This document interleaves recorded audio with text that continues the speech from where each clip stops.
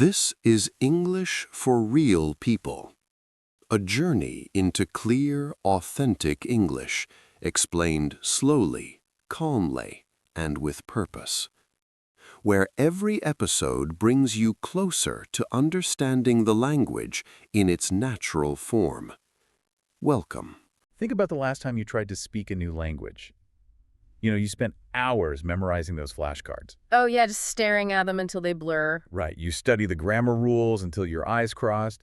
And then you actually try to order a coffee or, talk to a native speaker. And we all know what happens next. You open your mouth and your mind goes completely humiliatingly blank. You just Freeze. it's a completely universal experience, and the immediate reaction is always self-blame. Oh, 100%. We think, well, I guess I'm just not wired for languages, or we think we started too late in life. But today's deep dive is about why your brain actually does that, and more importantly, how to fix it. Exactly. Because we are pulling from this really fascinating stack of linguistic research, academic papers on phonology, and some practical home study guides. And the mission here is to show you that you aren't bad at languages. Yeah. You are simply using the wrong biological hardware. We are going to uncover the ultimate toolkit for acquiring a new language today. Yeah, we're revealing very specific, scientifically backed methods. Methods that actually accelerate your learning,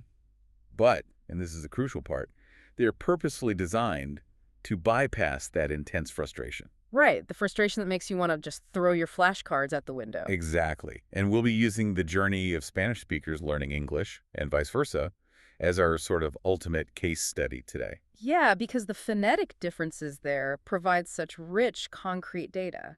But, the mechanics of these tools apply to absolutely any language you want to learn.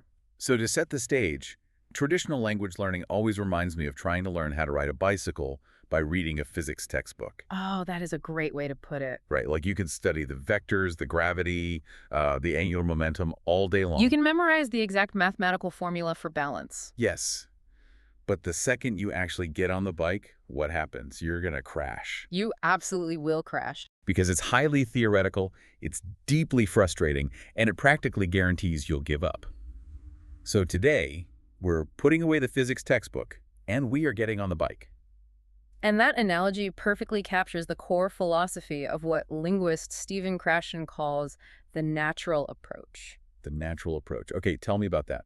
So Krashen's research draws this hard, definitive line between two very different cognitive processes. Okay. He distinguishes between language learning on one hand and language acquisition on the other. Right. And understanding the difference between those two is basically the key to stopping the burnout.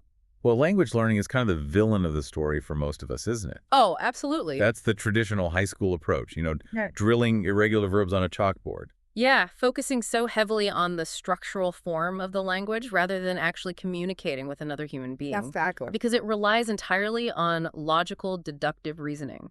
It treats a living, breathing language like a math problem that has to be solved.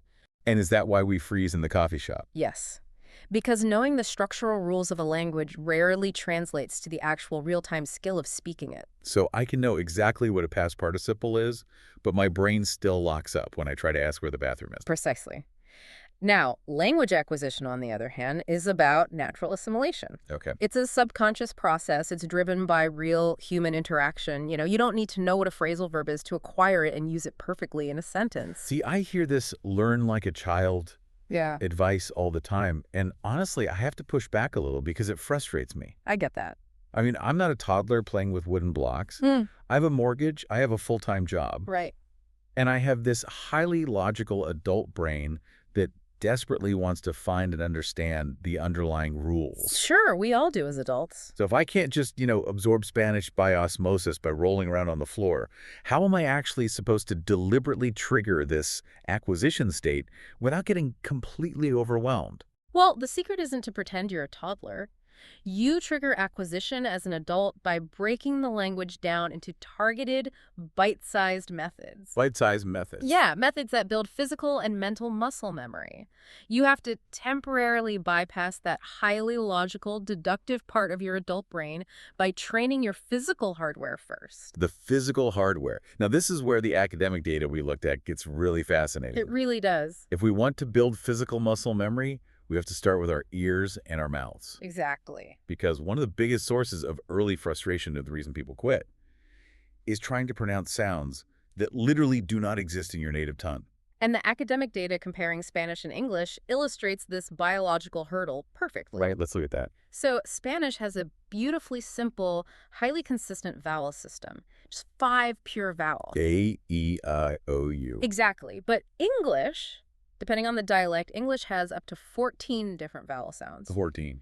Yeah, plus English relies heavily on something called the schwa. Ugh. The notorious lazy hum. Yes. In phonetics, it's represented by an upside-down E. It's basically the sound of an unstressed syllable just collapsing into a lazy sound. Like the A at the end of the word sofa? Right. Spanish doesn't do that at all. Every vowel is pronounced clearly. Yep. And it's not just vowels either. What else is missing? Well, Spanish speakers don't have the English V sound, which is why a word like very might sound like berry. Oh, right. They also don't have what linguists call the dental fricative.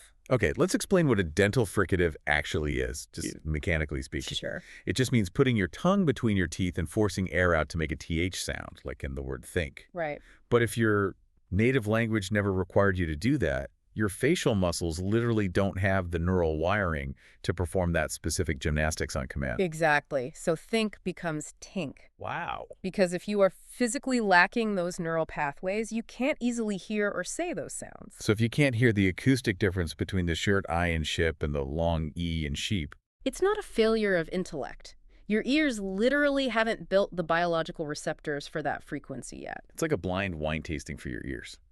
That's a great way to think about it. You can't describe the subtle difference between two similar vintages until you've physically trained your palate to taste those underlying notes. Right. So if our ears literally can't hear these sounds yet, what is the specific method to fix it? Like without getting frustrated and quitting. The research points to a really effective method called minimal pairs. Minimal pairs. Yeah. You practice listening to words that differ by only one single sound. Like ship versus sheep. Exactly. Sit versus seat. Bad versus but versus bar. Okay. You listen to them side by side to train the brain's acoustic receptors to recognize that this tiny sonic difference actually changes the entire meaning of the word. But the key to not quitting is how you apply this method, right? Right. Because the sources are very clear that you should not drill these minimal pairs for hours until you want to pull your hair out. Oh, absolutely not. The anti-frustration application here is crucial. So how do we do it? Keep it to 5 to 10 minute daily routines. That's it. Just 5 to 10 minutes. Yeah, make it a game rather than a chore. The research suggests playing odd one out. Oh, where you listen to 3 words and pick the one that sounds physically different? Exactly. Or play Chinese whispers with a group to see if a specific sound can survive a chain of people. It makes it fun. Let's address the elephant in the room regarding practice, though. Okay. If I'm practicing these weird minimal pairs out loud, and I inevitably get them wrong, who corrects me? Because getting corrected by a native speaker 50 times a day is humiliating. It really is. And that humiliation is actually a recognized neurological roadblock. Really? Yeah, linguists call it an affective filter blockage. Effective filter. Right. When you are overcorrected, your anxiety spikes. Your stress hormones flood your system, and your brain's language center literally shuts the door. Wow. Just to protect your ego from further embarrassment. Exactly. So the sources emphasize that correcting mistakes at this stage must be done incredibly gently. So you have to praise the effort of moving the mouth in new ways, not the perfection of the sound itself. Precisely. Praise the effort, always. Okay, so let's say I play these listening games. I build the receptors. I can finally hear the subtle difference between ship and sheep. That's huge progress. But if I walk into a coffee shop to order, I feel like I'm still going to freeze. Hearing an individual sound doesn't mean my mouth knows how to string them together fast enough to form a whole sentence. And that brings us to the next massive hurdle, which is rhythm. Rhythm. Stringing words together is so difficult because languages have entirely different rhythmic structures. Okay, let's look at the clash between Spanish and English again. Right. So Spanish is what linguists call syllable timed. Syllable time. Yeah, meaning every syllable gets roughly equal duration. It operates almost like a steady metronome. Okay. So the word banana in Spanish is evenly paced. B-A-N-N-A. But English is stress-timed. Exactly. Stressed syllables are held much longer, and the unstressed ones vanish into that lazy schwa sound we talked about earlier. Right, it's more like jazz syncopation. Yeah. In English, it's banana. See how the first and last syllables are almost entirely swallowed? So if you're a native Spanish speaker listening to us right now, English probably sounds like this blurry, aggressive drum beat. The words all bleed together into one long, confusing sound. They really do.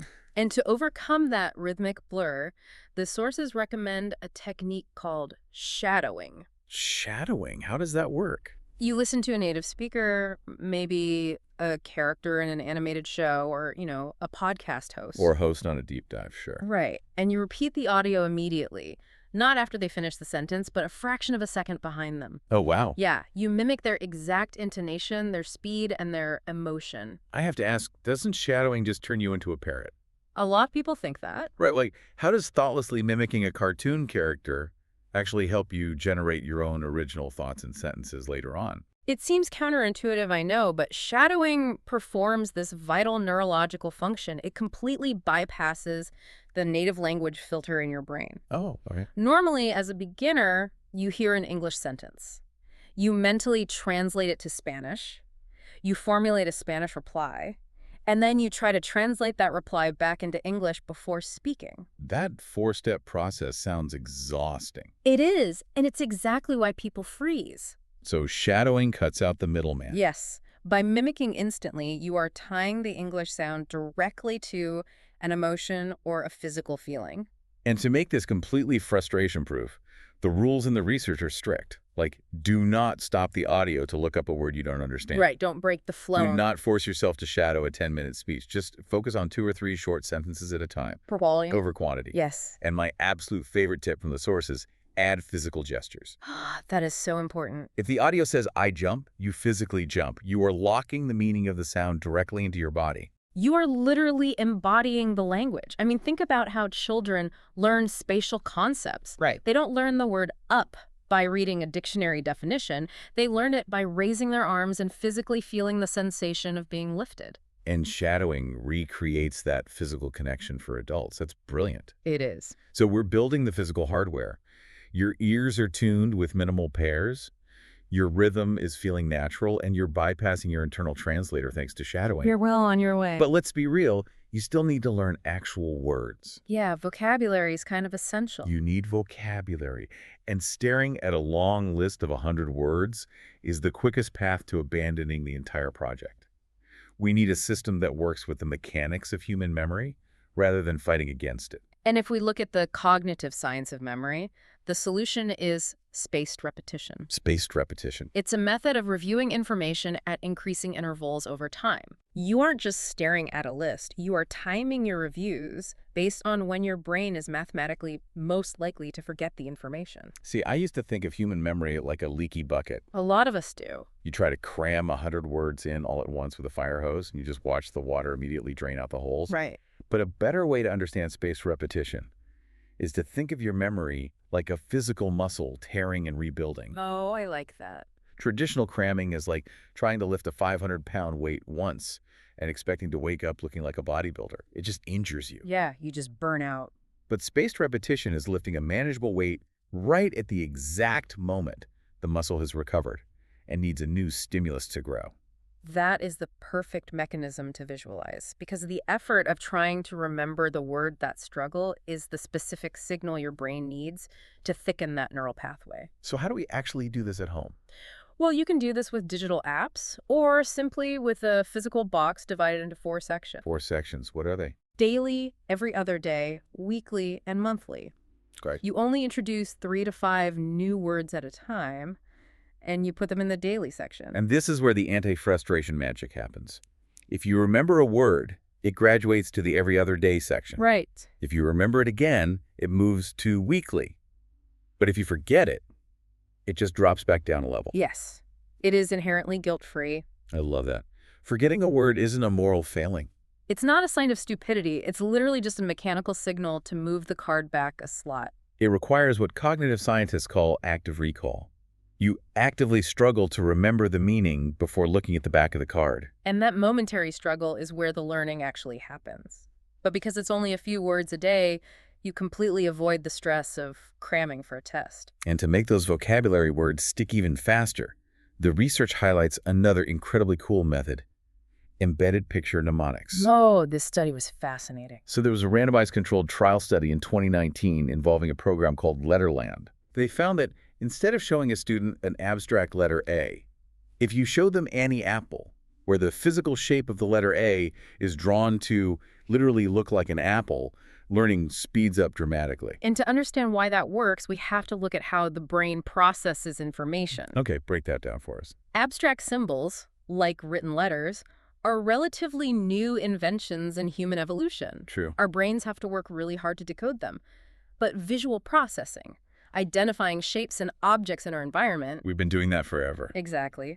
That is an ancient, lightning-fast capability located in the visual cortex. So by drawing the apple into the shape of the letter, you are piggybacking on that ancient visual processing power. You absolutely are. You are linking an abstract sound to a concrete visual image. Right. So if you can make a flashcard where the word itself incorporates a drawing of its meaning, your brain will retain it with a fraction of the effort. Because it doesn't have to decode a symbol first. It bypasses rote memorization entirely. You are literally giving the brain a shortcut.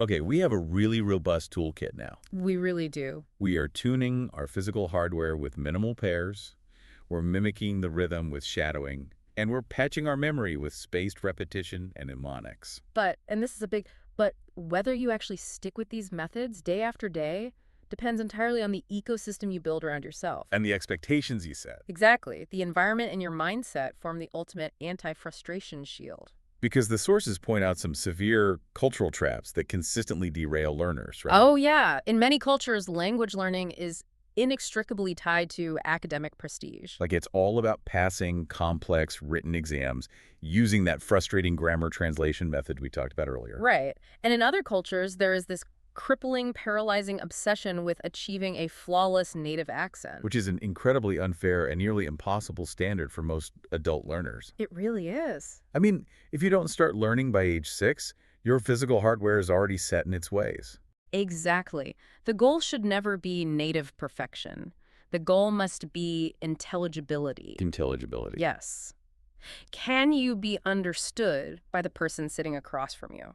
Can you connect with another human being? If the answer is yes, you are succeeding. And to reach that intelligibility, you have to build a daily ecosystem. You have to integrate the language into your life. Narrate your morning routine out loud, play English songs in the car. But I have to ask about the modern version of this ecosystem. Okay. Is there a danger in relying too much on language apps or just, leaving the TV running in the background to build this immersion for you or your kids? Oh, there is a massive danger in that. Passive consumption is a total trap. Really? Yeah, if you just leave an English cartoon running in the background for 3 hours, the brain eventually just tunes it out as meaningless white noise. Oh, wow. The visual cortex is engaged by the moving colors, sure, but the language center just goes to sleep. So to trigger acquisition, the ecosystem has to be interactive. It has to be. You have to be engaged, laughing together, doing the physical gestures while shadowing, or playing those minimal pair games with a friend. Because connection is what prevents frustration. Right. If you are interacting, you are acquiring. If you are passively staring at a screen, you are just passing time. So what does this all mean for you listening today? Let's recap this toolkit. Let's do it. If you want to acquire a language without burning out, freezing up, and quitting, you have to ditch the heavy grammar textbooks. Goodbye, textbooks. You use minimal pairs to physically tune your acoustic receptors to new sounds. Right. You use shadowing to build your rhythm and bypass your internal translator by tying words to physical movements. Yes. You use spaced repetition and picture mnemonics to hack your memory, applying mental stress only when the brain actually needs it to grow. And you wrap all of this in short 5 to 10 minute daily bursts of actual human interaction. As we wrap up this deep dive, I want to leave you with one final thought to ponder, especially regarding those cultural traps we just discussed. We spend so much energy and we experience so much deep personal frustration trying to completely erase our native accents. They really do. We often treat an accent like a failure of pronunciation, right? A sign that we haven't worked hard enough. Right, like it's a flaw. But what if an accent isn't a failure at all? What if an accent is just a beautiful map of where you've been in the world? Wow. If intelligibility and genuine human connection are the only true metrics of communication, are we frustrating ourselves over an outdated, impossible standard of linguistic perfection? That is a brilliant reframe. An accent is just a map of where you've been. Exactly. Next time you're stumbling over a new word or feeling self-conscious in a coffee shop, remember that. Just take a breath. Thank you for joining us on this deep dive. Don't go buy another heavy textbook. Try out just one of these methods today for 5 minutes. Just 5 minutes. Get on the bike, feel the balance, and we'll catch you next time.